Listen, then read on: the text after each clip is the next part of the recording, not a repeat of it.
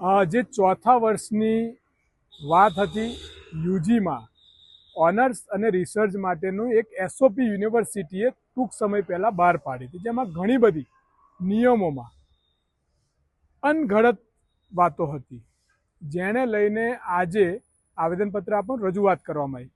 કુલપતિ અને એમની કમિટી આજે બેઠી હતી, જેની અંદર મુદ્દામાં સૌથી પહેલાં તો વિદ્યાર્થીઓને જણાવી દઈએ કે કેસીજીમાં એવી કોઈ ચર્ચા નથી કે ભાઈ 20% યા 30% છોકરાઓને જ લેવાનું. આજે કુલપતિએ સ્વીકાર્યું ને એમને કહ્યું છે કે અમે નવી એસઓપી ડિક્લેર કરવાના છે. કાલે અમારો વેબિનાર છે, એની અંદર પણ ચર્ચા કરીશું.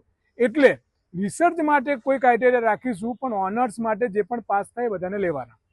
બીજી વાત હતી કોલેજોમાં પીજી માન્યતાવાળા ટીચર. હવે કોલેજ યુજી છે, પીજી સેન્ટરો તો એસપીમાં છે નહીં, તો કેવી રીતે માન્યતા થાય? અને ચોથું વર્ષ જે છે એ પીજી નથી, એ યુજી ઓનર્સ છે, યુજી રિસર્ચ છે. એટલે એમાં માન્યતા પીજીની ના જોઈએ. એ વાતને પણ એમને ટેકનિકલ જોઈ, કમિટીએ જોઈ અને એ પણ સ્વીકાર્યું કે ના, એમાં અમે કોલેજો જોડે પીજી નહીં માંગીએ. એવી રીતે 5 મુદ્દાઓને લઈ અને આજે રજૂઆત થઈ અને રજૂઆતની અંદર એમને 5 સ્વીકાર્યા છે અને એમને કહ્યું છે કે બેસી અને અમે પોઝિટિવલી જે કેસીજી અને જે સરકારના નિયમો છે, બીજી state university Gujarat Saurashtra, MS નહીં, એમએસ હોમ યુનિવર્સિટી છે, પણ બીજી જે યુનિવર્સિટીઓ છે એની જોડે પણ વાત કરી અને અમે કરીશું. એસઓપી નવી કાલ ડિક્લેર થશે, એટલે ખુશીના સમાચાર છે, પોઝિટિવ છે.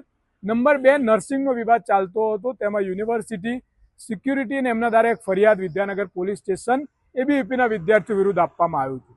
અને હંમેશા મારી રજૂઆત રહે છે કે વિદ્યાર્થી એ વિદ્યાર્થી છે અને વિદ્યાર્થી સંગઠન કોઈ પણ પક્ષનું હોય, પણ એને દબાવવાની કોશિશ ના થવી જોઈએ. શિરીષભાઈએ પણ એકવાર એબીવીપીના વિદ્યાર્થીઓને ધક્કા મારીને જ્યારે એમનું ઇન્સલ્ટ કર્યું, ત્યારે પણ મેં એમને કહ્યું હતું કે આ ખોટું છે ને એમ વખતે એમને કહ્યું હતું પણ ખરું કે મારી ભૂલ સ્વીકારું છું અને હું માફી માંગુ છું. એ જ રીતે આજે રજૂઆત કરતા કુલપતિએ પણ કહ્યું છે કે આ ફરિયાદ અમે પાછી લઈ લઈશું. મેં કહ્યું છે કે આ પાછી લેજો અને આ રીતે ના થાય. સિક્યુરિટીનું ટેન્ડર પણ 7 મહિનાથી પેન્ડિંગ છે, 2 વાર પડ્યું, પાછું ખેંચાયું, એ ફરી કરવામાં આવે. અમારી એક બીજી પણ રજૂઆત છે કે બાઉન્સર જે છે એ ના રાખવામાં આવે, એના માટે પણ વિચારણા થશે. પણ ફરિયાદ પાછી લેવાની વાત થઈ ગઈ છે ને એમને કહ્યું છે. અને નર્સિંગના જે વિદ્યાર્થીઓ 6 પાસ થયા, એનો મતલબ ક્યાંક ને ક્યાંક તપાસવામાં કોઈક જગ્યાએ ભૂલ તો છે, કશુંક તો થયું છે. તો એના માટે મેં કહ્યું છે કે તમે આમની ઓન ડિમાન્ડ એક્ઝામ લઈ અને એમને ચાન્સ આપો, ભલે એપ્રિલ એન્ડિંગમાં આપો કે ગમે ત્યારે આપો. એના માટે એ લોકો પણ વિચારણા કરી રહ્યા છે ને બી પોઝિટિવ છે, એ બધા જોડે વાત કરી અને પોઝિટિવ કરશે. એનું કારણ છે કે આ છોકરાઓ એક સબ્જેક્ટના કારણે ચોથા સેમિસ્ટરમાં તો કદાચ આગળ જઈ શકે, કારણ કે એક સબ્જેક્ટ છે, પરંતુ એમાં નુકસાન શું જાય કે આગળના સેમિસ્ટરમાં ગયા પછી ત્યાં કદાચ 1, 2, 3, 5 માર્ક્સ માટે કેટી આવે તો એમને ગ્રેસિંગનો અધિકાર જતો રહે.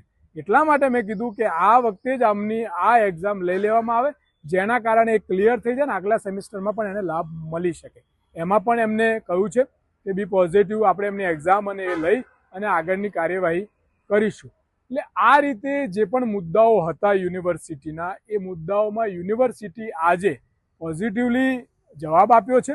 હકારાત્મક રીતે એ પોઝિટિવ છે અને એના કારણે અમે પણ કહીએ છીએ કે જો આ જ રીતે યુનિવર્સિટી પોઝિટિવ નિયમો વાંચી અને નિયમસર જો કરે તો એવું માનું છું કે આંદોલનો કરવાની જરૂર ના પડે. એટલે અત્યારે તો યુનિવર્સિટી કમિટી સામે અમારું આવેદનપત્ર સ્વીકારી આ તમામ મુદ્દાઓ માટે ખાતરી આપી છે.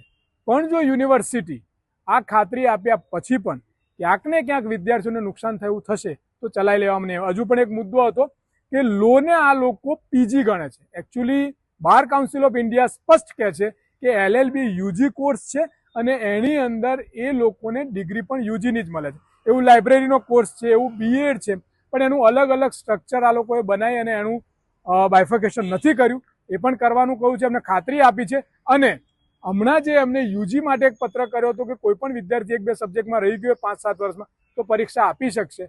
હવે એમને કહ્યું છે કે કાલે એવો પત્ર કરશે કે જેના કારણે યુજી યા પીજી કોઈનામાં પણ કોઈ પણ છોકરો રહી ગયો હોય 1-2 સબ્જેક્ટ માટે તેની પરીક્ષા આપી શકશે. એટલે આ તમામ મુદ્દાએ સરસ રીતે એક સારી ભાવનાથી એક ન્યુટ્રલાઇઝ થઈ કમિટીએ પણ નિયમો અને તમામ નિયમોના સંકલન સાથે એગ્રી થઈ છે. એટલા માટે તમામ વિદ્યાર્થીઓ તથા તમામ અધ્યાપકો, શિક્ષણ જગતના લોકો માટે પણ આ ખુશીના સમાચાર છે. અને આ જ રીતે યુનિવર્સિટી એક તબક્કામાં વિચારણા કરી, વાત સાંભળી અને યોગ્ય કરતી રહે તો એવું માનું કે આંદોલનની જરૂર ના પડે. પક્ષપાત મતભેદ વિચારોથી પર રહી અને જો શિક્ષણ નીતિ માટે સાથે રહીને એક સારા વિચાર સાથે આગળ વધીએ તો એવું માનું છું કે સરદાર પટેલની સાચી વિચાર આ ધરતી પર ફરીથી ખુશહાલ રીતે આપણે મજબૂતાઈથી કરી શકીશું. વંદે માતરમ. ભારત.